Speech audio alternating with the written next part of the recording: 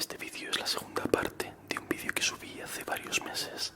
Las historias que vamos a contar en él fueron posteadas por un agente forestal perteneciente al servicio de búsqueda y rescate que trabaja en los bosques de Estados Unidos. Sus historias no son cuentos, ni historias literarias, ni nada parecido.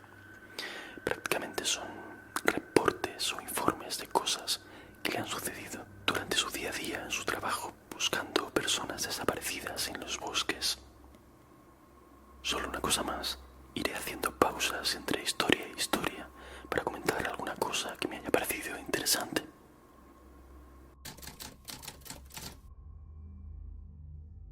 No estaba seguro de dónde publicar estas historias, así que pensé en compartirlas aquí. He sido agente forestal de búsqueda y rescate en Estados Unidos durante algunos años. Tengo un historial bastante bueno en la búsqueda de personas desaparecidas. La mayoría de las veces simplemente se desvían del camino o se deslizan por un pequeño acantilado y no pueden encontrar el camino de regreso.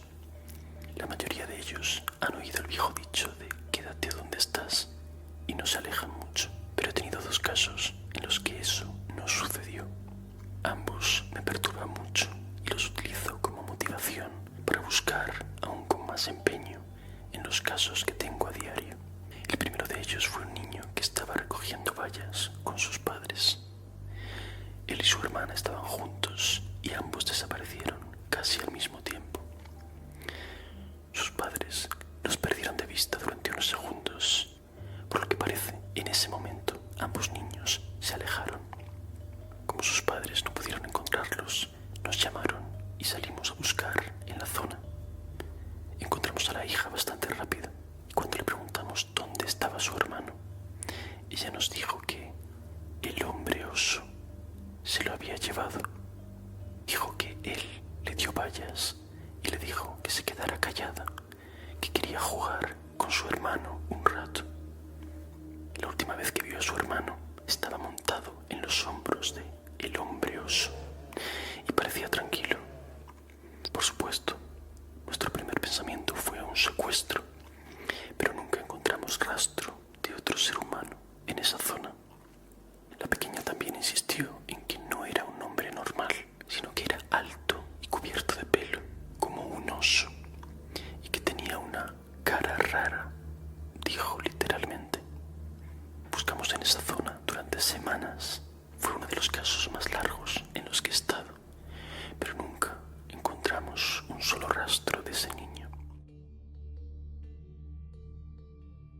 El otro de los casos era una mujer joven que estaba de excursión con su madre y su abuelo. Según la madre, su hija se había subido a un árbol para tener una mejor vista del bosque y nunca volvió a bajar. Esperaron en la base del árbol durante horas, llamándola por su nombre antes de pedir ayuda. Nuevamente buscamos por todas partes y nunca encontramos rastro de ella. No tengo ni idea de dónde pudo haber ido, porque ni su madre ni su abuelo la vieron bajar.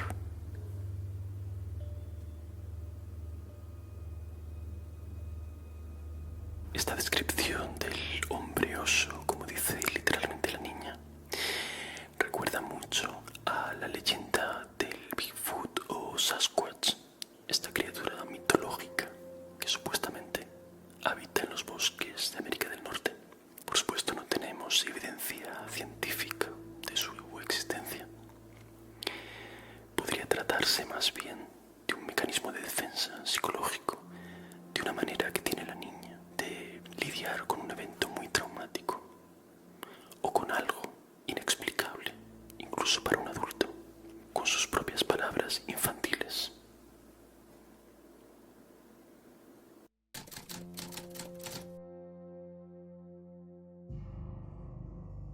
Una de las cosas más aterradoras que me ha pasado nunca fue la búsqueda de una joven que se había separado de su grupo de excursionistas. Estuvimos fuera hasta bien entrada la noche, porque los perros habían captado su olor. Cuando la encontramos, estaba acurrucada bajo un gran tronco podrido.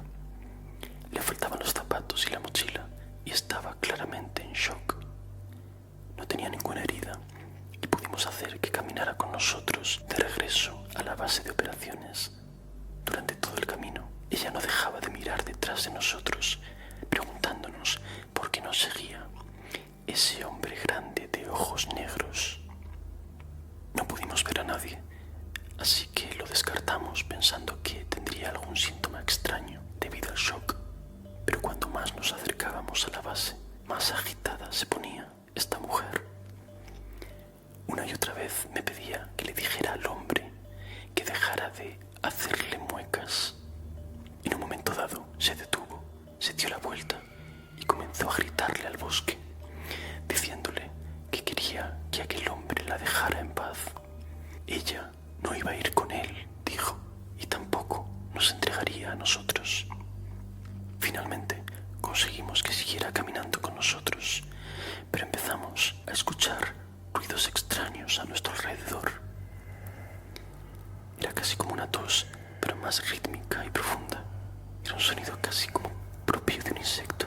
Realmente no sé de qué otra manera puedo describirlo. Cuando estábamos dentro del sitio de operaciones base, la mujer se vuelve hacia mí y sus ojos están tan abiertos como puedo imaginar que un humano podría abrirlos. Toca mi hombro y dice que te diga que aceleres. Y añade, a él no le gusta mirar la cicatriz de tu cuello. Tengo una cicatriz muy pequeña en la base de mi cuello, pero está casi escondida debajo del cuello y no tengo ni idea de cómo la vio esta mujer. Justo después de que ella lo diga, escucho esa tos extraña justo en mi oído y casi me da un vuelco el corazón. La llevé a la base de operaciones, tratando de no mostrar lo asustado que estaba.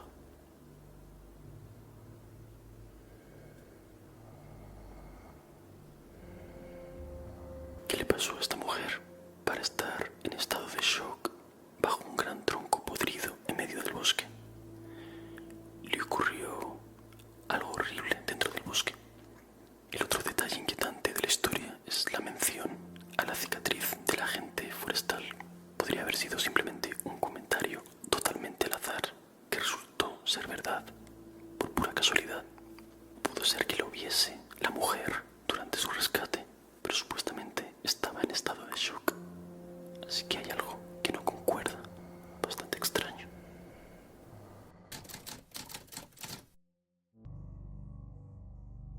En lo que respecta a personas desaparecidas, diría que aproximadamente la mitad de las llamadas que recibo están relacionadas con eso. Las otras son llamadas de rescate, personas que caen por acantilados y se lastiman, o que resultan heridas por el fuego, o que son mordidas o picadas por animales o por insectos. Somos un equipo muy unido y contamos con veteranos que son excelentes para encontrar señales de personas desaparecidas. Eso es lo que hace que los casos en los que nunca encontramos ningún rastro de ellos sean tan frustrantes. Uno en particular nos atormentó a todos porque sí que encontramos un rastro, pero generó más preguntas que respuestas. Un hombre mayor había estado caminando solo por un sendero bien señalizado, pero su esposa nos llamó y nos contó que no había regresado a casa cuando ya debería haberlo hecho. Según nos dijo, tenía antecedentes de convulsiones y a ella le preocupaba que no hubiera tomado su medicación y hubiera sufrido una convulsión por el camino. Antes de que me lo preguntes, no tengo ni idea de por qué él pensó que estaba bien salir solo o por qué ella no fue con él. No pregunto sobre ese tipo de cosas porque llega un momento en el que realmente no importa. Alguien falta y simplemente mi trabajo es encontrarlo.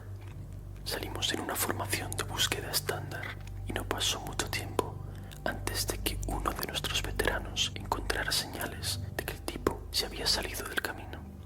Nos agrupamos y lo seguimos, extendiéndonos en abanico para asegurarnos de que cubríamos la mayor cantidad de terreno posible. De repente nos llega una llamada por radio que nos dice que tenemos que regresar todos a la ubicación del veterano. Vamos de inmediato, porque esto generalmente significa que la persona desaparecida está herida y necesitamos al equipo completo para ayudar a sacarla de manera segura. Regresamos y el veterano está detenido en la base de un árbol con las manos a los lados de la cabeza. pasando y señala arriba las ramas del árbol. Casi no podía creer lo que estaba viendo, pero me fijo bien y hay un bastón colgando de una rama, al menos a 10 metros del suelo. El mango del bastón se ha enrollado alrededor de la rama y simplemente está colgando ahí. No hay manera de que el tipo pudiera haberlo arrojado tan lejos y no vemos ninguna otra señal de que todavía esté en el lugar.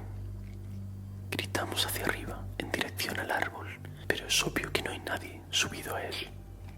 Todos nos quedamos rascándonos la cabeza. Seguimos buscando al hombre, pero nunca lo encontramos.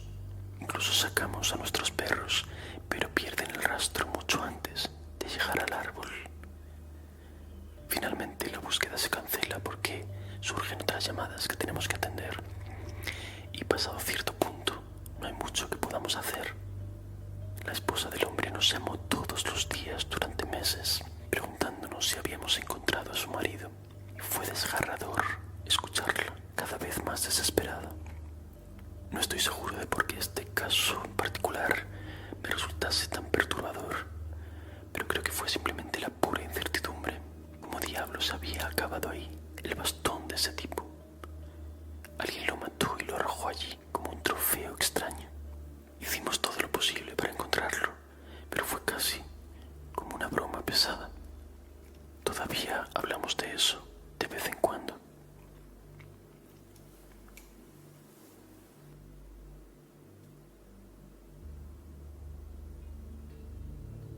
En los casos de personas desaparecidas y crímenes en general, una de las cosas más difíciles es cuando no se tienen respuestas, porque todos necesitamos un cierre de alguna manera. Y tanto la familia como la persona que busca sufre mucho cuando no pueden ofrecer una explicación racional a lo que está pasando y resolver el caso. En este caso es muy inquietante. ¿Cómo pudo haber llegado el bastón tan arriba en el árbol? Porque podrías pensar que la persona quizá lo agitó y lo lanzó para llamar la atención a alguien a lo lejos. Pero una persona mayor no debería tener tanta fuerza como para lanzar un bastón 10 metros hacia arriba.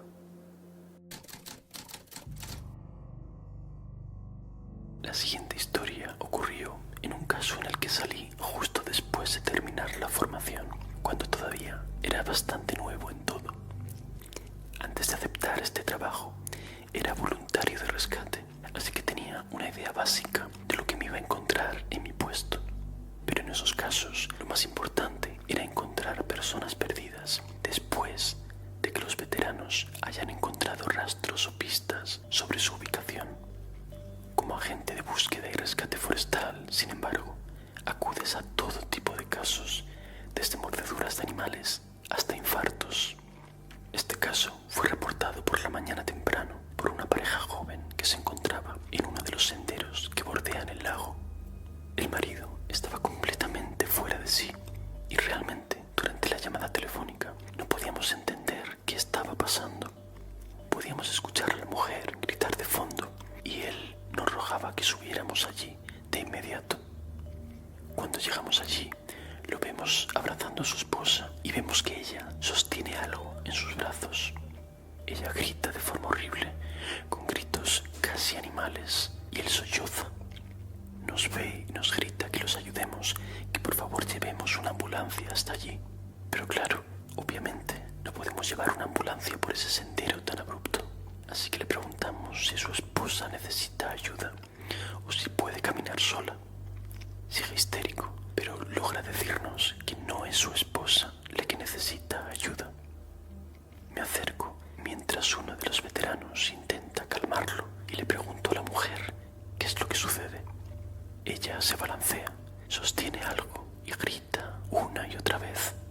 Me agacho y veo que sea lo que está sosteniendo, la está cubriendo completamente de sangre. Entonces comienzo a intuir qué es lo que tiene pegado a su pecho y mi corazón se encoge. Le pido que me diga qué está pasando y le abro los brazos suavemente para poder ver lo que sostiene. Es su bebé, obviamente muerto. Su cabeza está hundida en un lado y está cubierto de rasguños. He visto cadáveres antes, pero algo en toda esta situación me impacta más de lo normal. Tengo que tomarme un segundo para recomponerme. Me levanto y voy a buscar a uno de los veteranos que está esperando. Le digo que es un niño muerto y él me da una palmadita en el hombro y me dice que él se ocupará de ello. Nos tomó más de una hora lograr que esta mujer nos dejara ver a su hijo. Cada vez que intentábamos quitárselo, ella se ponía histérica y nos decía que no. Pero finalmente uno de los veteranos logra calmarla y nos entrega el cuerpo. Lo llevamos de regreso al área médica, pero cuando aparecieron los paramédicos nos dijeron que nunca hubo ninguna esperanza de salvar al niño. Había muerto instantáneamente por el traumatismo en la cabeza. Yo era muy amigo de una de las enfermeras que lo recibió en el hospital, por lo que luego me contó lo que había sucedido.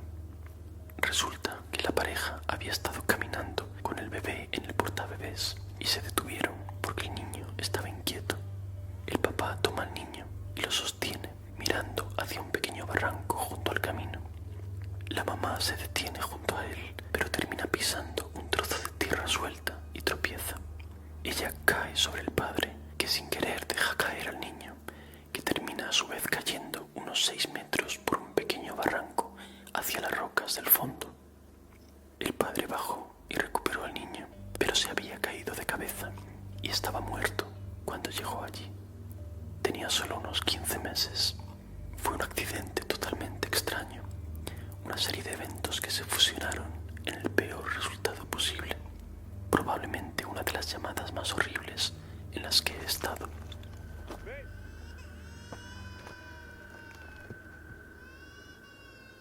Si no tienes cuidado, un simple tropiezo, un momento minúsculo de descuido en la naturaleza puede tener consecuencias devastadoras. No me imagino estar en el lugar de esta agente forestal. Sin duda el detalle más espeluznante es imaginarse a la madre sosteniendo al bebé muerto y balanceándolo contra su pecho ensangrentado.